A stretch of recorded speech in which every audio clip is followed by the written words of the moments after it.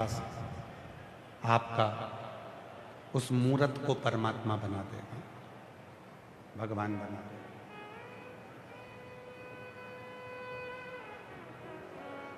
कई लोग कहते हैं कि गुरुजी, क्या घर के पास में मंदिर में जाना जरूरी है जल चढ़ाने के लिए, एक लोटा जल चढ़ाने के लिए? हम कहते हैं कि जल तो आप घर में भी चढ़ा सकते हो। एक लोटा जल अपने घर में भी, जो शिवलिंग है, भगवान शंकर का शिवलिंग विराजमान है, उसको चढ़ा सकते हो। पर जब हम अपने घर से लोटा भरकर जल लेकर निकलते हैं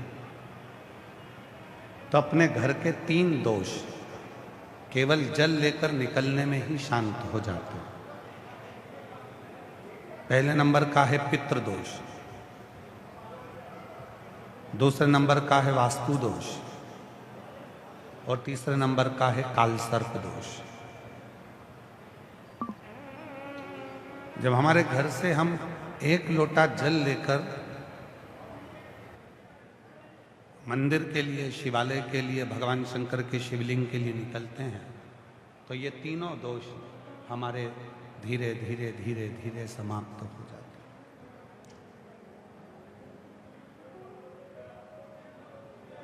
जो वास्तु पर भरोसा करते हैं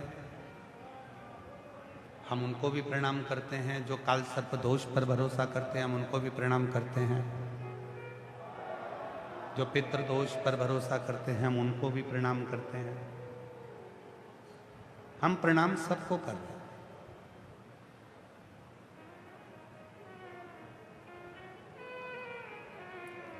वास्तु के कहने पर आपने बाथरूम तोड़वा दी, वास्तु के कहने पर आपने सीढ़ियां तोड़वा दी, वास्तु के कहने पर आपने रसोई घर बदल दिया, वास्तु के कहने पर आपने स्थान बदल दिया, पानी का स्थान बदला, रसोई घर बदला, सब कुछ बदला। पर ईमानदारी से बोलो, उसके बाद भी क्या तुम्हारे घर में शांति रही? उसके बाद भी तुम्हारे घर में क्या वैभव रहा? नहीं। क्यों? शिव पुराण कहती है कि आपने सब कुछ बदल कर देखा पर अपना दिल बदल कर नहीं देखा, अपना मन बदल कर नहीं देखा, उस दिल को नहीं, उस मन को नहीं। और जिस दिन आपने अपने मन को, अपने चित्त को, अपने हृदय को थोड़ा सा, ज्यादा नहीं, हम फिर निवेदन करेंगे आप सबसे, ना आपको साधु बनना है, ना आपको सन्यासी बनना है, ना आपको साधक बनना है, ना आपको उपासक बनना है। आपको तो गृहस्थी बनना है, घर में रहना है और घर में रहकर भगवान की अविरल भक्ति को स्मरण करना है। घर में रहकर आपको कुछ नहीं बनना, जिसको बनना है उसको बनने दो। कोई कहे कि हम सन्यासी बनेंगे, उसको बनने दो। कोई कहे हम साधु बनेंगे, बनने दो। कोई कहे हम संत बनेंगे, बनने दो। आपको नहीं बनना। आपको तो दुनिया का सबसे बड़ा आश्रम होता है गृहस्थ आश्रम। उस गृहस्थ आश्रम में रहकर अपने बच्चों का पालन पोषण करो, अपने पति के साथ रहना, अपनी पत्नी के साथ रहना, अपने माता पिता के साथ रहना और उनके साथ रहकर उनको खुश रखकर उस भगवान का अगर मुख से दिन भर में 24 घंटे में एक बार भी राम नाम, कृष्ण नाम, शिव नाम निकल जाए तो समझ लेना तुमसे बड़ा कोई सन्यासी नहीं, तुमसे बड़ा कोई साधक नहीं है, तुमसे बड़ा कोई संत नहीं है, तुमसे बड़ा कोई उपासक नहीं।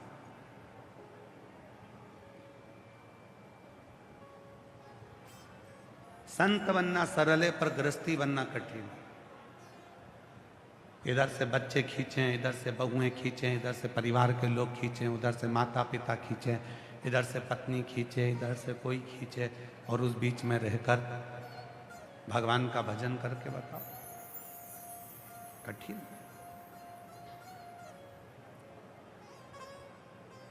हम तो भीलवाड़ा की इन माताओं को, जीजियों को, जीजाओं को, मेरी बेटियों को, बेटाओं को, मेरे बुजुर्ग माँ बाप को धन्यवाद देता हूं।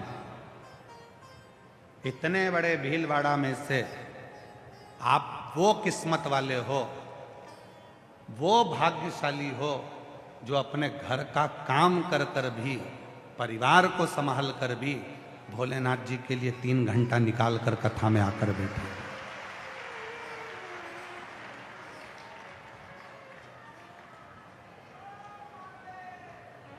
आप वो किस्मत वाले हो, आप वो भाग्यशाली हो।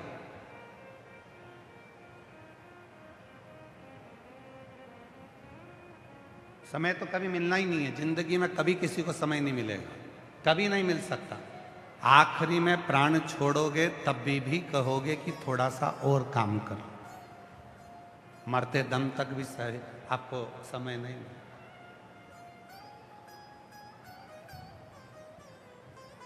पर थोड़ा सा समय, इसलिए शिव महापुराण कलिकाल में वो पुराण है जिसने आडंबर को, प्रपंच को, पाखंड को, ढोंग को, सबको दूर कर दिया। इसने केवल एक काम करा, तुमसे भगवान का नाम मुख से निकले ना निकले, 1 लोटा जल भरो, घर से लेकर शिव के दरवाजे चलो, शंकर के मंदिर में जाकर शिवलिंग पर 1 लोटा जल चढ़ाओ, अपने दिल की बात अपने महादेव को कहो और 1 लोटा जल सारी समस्या का हल। अपनी जिंदगी की सारी समस्या शिव के चरणों में। अब किसी ने कहा, क्यों गुरुजी तुमने तो नया मंत्र निकाल दिया, श्री शिवाय नमस्तुभ्यम।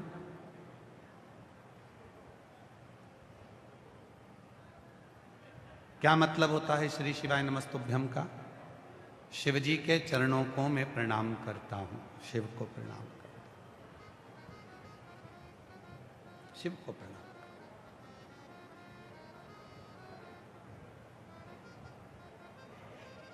क्या बोलते हैं? श्री शिवाय नमस्तुभ्यम, श्री शिवाय नमस्तुभ्यम, श्री शिवाय नमस्तुभ्यम, श्री शिवाय नमस्तुभ्यम। ओम नमः शिवाय का मतलब क्या है?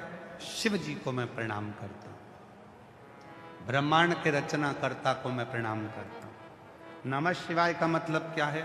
शिव को मैं प्रणाम करता हूं, शिव को मैं नमन करता हूं। श्री शिवाय नमस्तुभ्यम का मतलब क्या है? शिव को मैं प्रणाम करता हूं, नमन करता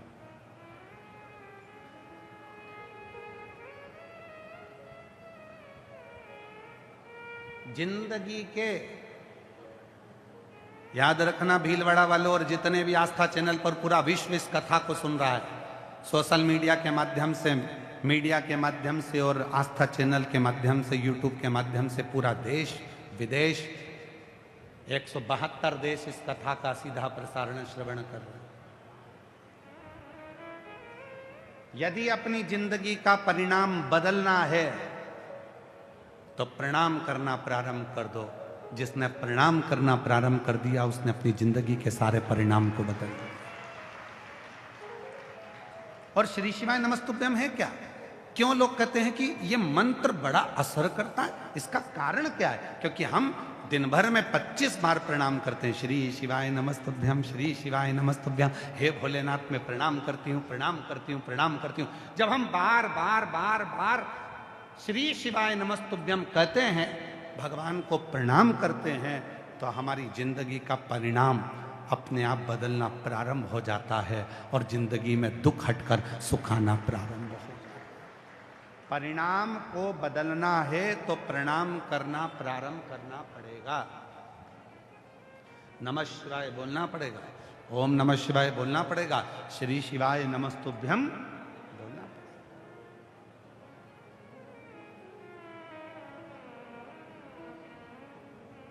प्रणाम करें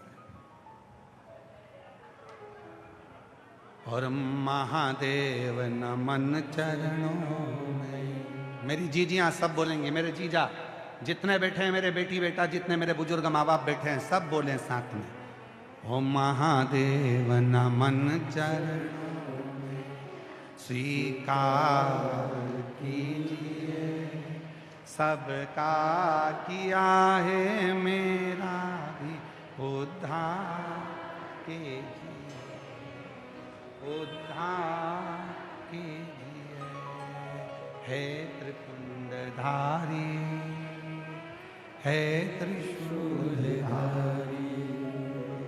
हे त्रिपुंडधारी, हे त्रिशूलधारी, चरणों में तेरे बाबा जी पावन है चारों धाम, चरणों में तेरे बाबा जी पावन है चारों धाम, तेरी देव करते वंदना पूजे है सीताराम, तेरी देव करते वंदना पूजे है सीताराम, हो जाए पूरी कामना, हो जाए पूरी कामना, उपकार कीजिए, सबका किया है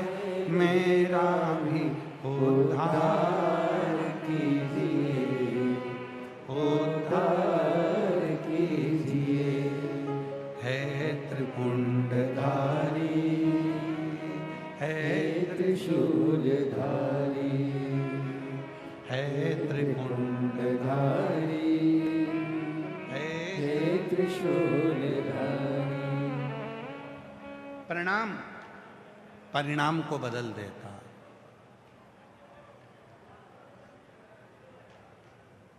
जिसने अपने जीवन में प्रणाम करना प्रारंभ कर दिया, समझ लेना कि उसने अपने जीवन में परिणाम को बदल लिया।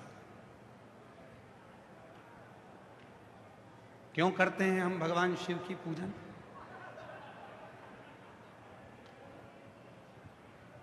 किस लिए हम भगवान देवाधिदेव महादेव की पूजन करते हैं? शिव पुराण में स्वयं पर्वत मुनि ने तुमरुका जी से पूछा था, पूजन से मिलता क्या? क्यों भगवान की पूजन करी जाती है? किस लिए पूजन करते हैं शिव जी की? तुमरुका जी ने कहा था, यदि संसार में आपको पूजनीय होना है तो आपको शंकर की पूजन करना ही पड़ेगी, तो जगत में आप एक दिन पूजनीय हो जाओ। पूजन करो पूजनीय होगे, आदर करो तो आदरणीय होगे। कोई शिव भक्त मिले और उस शिव भक्त का आपने आदर करा, सम्मान करा, कोई शंकर की आराधना साधना करने वाला मिले, उसका यदि आपने आदर कर लिया तो आप आदरणीय हो जाए। 3 दोष एक लोटा जल चढ़ाने से समाप्त हो जाते हैं। 3 दोष।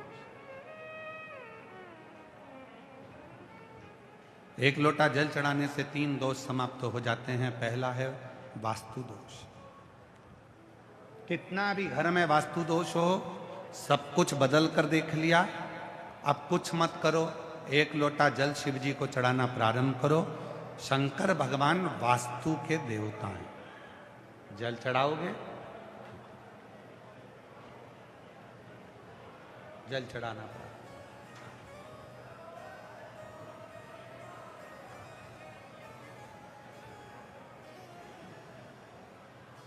पितृदोष लग गया।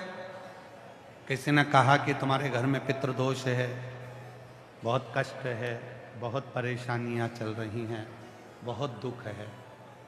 1 रुपये कमाओ, 1.25 रुपये खर्च हो रहा है, घर में कोई ना कोई बीमार पड़ा हुआ है।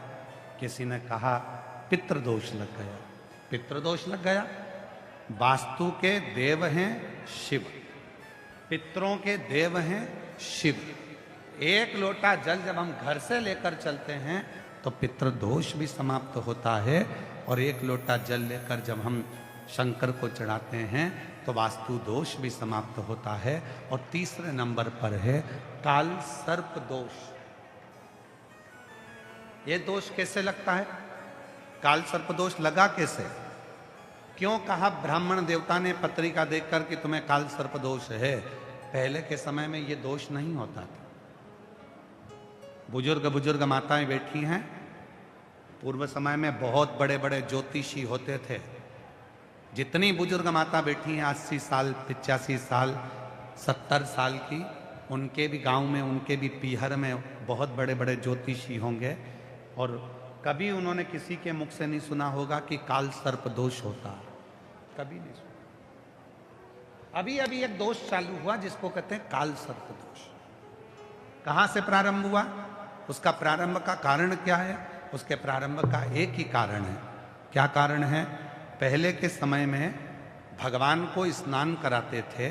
घर में जो थाली में, पात्र में भगवान को स्नान कराते थे, उस स्नान का जल, भगवान के स्नान का जल हम पेड़ों में, पौधों में, बगीचे में डाल देते थे। अब भगवान के स्नान का जल हम बगीचे में नहीं डालते। अब हम भगवान के स्नान का जल पेड़ों में नहीं डालते। हम भगवान के स्नान का जल हम क्या करते हैं? उसके स्नान का जल, परमात्मा के स्नान के जल को ले जाकर तुलसी के क्यारे में डाल देते हैं। अब तुलसी के क्यारे में डाला तो गणेश जी महाराज का भी स्नान तुमने थाली में कराया, शिव जी का स्नान भी तुमने थाली में कराया, शालिग्राम भगवान का स्नान भी थाली में कराया, लड्डू गोपाल का स्नान भी थाली में कराया, देवी जी का स्नान भी थाली में कराया। एक ही थाली में तुम्हारे मंदिर में जितने भगवान हैं सबको तुमने थाली में रखा, लोटा उठाया, सब पे जल चढ़ाया, सबका स्नान कराकर और पहुंचकर तुमने मंदिर में वापिस रख दिया। सबके स्नान का जल एक साथ ले जाकर तुमने तुलसी जी में डाल दिया। माता तुलसी में किस देवता का जल जाना चाहिए, माता तुलसी में किस देवता का जल पहुंचना चाहिए, ये दुनिया के लोगों को नहीं मालूम। तो सारे देवता का जल जब माता तुलसी में जाना प्रारंभ हो जाता है तो फिर धीरे धीरे धीरे धीरे वो काल सर्प दोष का रूप रख लेता है। काल सर्प दोष। इसलिए पहले का नियम अपनाओ। जल को, अगर भगवान के स्नान का जल है तो उसको ले जाकर तुलसी में मत डालो, उसको ले जाकर एक बगीचे में, एक गमला हो, तुम्हारे घर में कोई पौधा हो, कोई गमला रखा हो, उस गमले में उस जल को डाला करो। तुलसी में तो साफ जल डालो। एक लोटा जल भर के ले आओ, माँ तुलसा में डालो, तुलसा जी की परिक्रमा करो, दीपक लगाओ, प्रणाम करो, निवेदन करो, उनको नमन करो। पर हम क्या सोचते हैं कि सारे स्नान का जल तुलसी जी में ले जाके डालो। 3 दोष है, वास्तु दोष, पितृदोष, काल सर्प दोष। इन 3 दोषों को यदि मिटाना है तो हमें कहीं नहीं जाना, एक लोटा जल भरना, शिव मंदिर में जाना चालू करना, शंकर भगवान को जल चढ़ाना प्रारंभ करना और प्रेम से बाबा को अपने मन का भाव कहना, जीवन के सारे दोष समाप्त होना प्रारंभ हो जाए। अब सौंप दिया इस जीवन का सब भार तुम्हारे हाथों में है, हार तुम्हारे हाथों में है, जीत तुम्हारे हाथों में। अब सौंप दिया इस जीवन का सब भार तुम्हारे हाथों। अपने जीवन को जीने का एक तरीका सीखिए। विश्वास, भरोसा,